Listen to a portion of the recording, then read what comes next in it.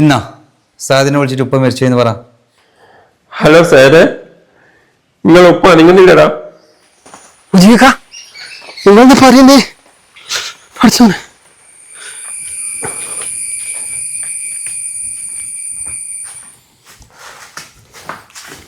എന്നടാ നീയാണെ കൂട്ടി അടുത്തേക്കാ പോന്നേ? എല്ലാം പറയാം മുജീക്ക. ഇക്കാക്കനെ ഞങ്ങൾക്ക് കടത്തട്ടെ.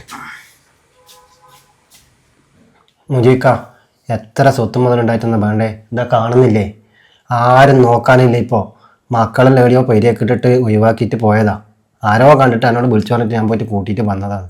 എടാ, ഇവൻ ഞാൻ രണ്ടെണ്ണം കൂടിയില്ലേ, അവരില്ല ഇവനെ നോക്കാൻ. ഇക്കാക്കമാർ രണ്ടാളുണ്ട്, എല്ലാം നല്ല നിലയിലല്ലേ. കുറച്ച് വയസ്സും പ്രായമല്ലായി ഒന്ന് സൈഡായി നോക്കുമ്പോൾ ആരും ഇല്ല നോക്കാൻ. പീടിയത്തിറക്കങ്ങാറ്റ മക്കൾ കൊണ്ടിട്ടിട്ട് എന്നെ വിളിച്ചു പറഞ്ഞിട്ട് ഞാൻ പോയിട്ട് ഇങ്ങ് കൂട്ടിയതാ.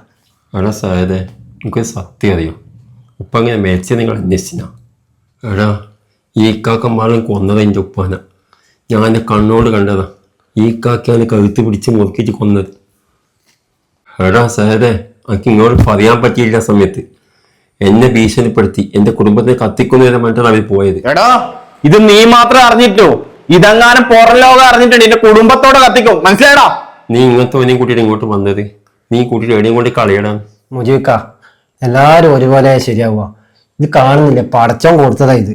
ഓറ് ചെയ്തതിന് ഓർക്കന്നെ കിട്ടി. നല്ലോണം അനുഭവിക്കുന്നില്ല. ഒരാൾ തിരിഞ്ഞു നോക്കാനും കൂടി ഇല്ലാണ്ട് ഇനി ജീവിതകാലം അങ്ങനെ അനുഭവിക്കട്ടെ. വേറെ ഇപ്പൊ ചെയ്യാം. നമ്മളെ ഇനി വയ്ക്കെ പോയിട്ട് എന്താ കാര്യം? ആനെ സാധാ ഇക്കാനോട് ക്ഷമിക്കുമോനെ.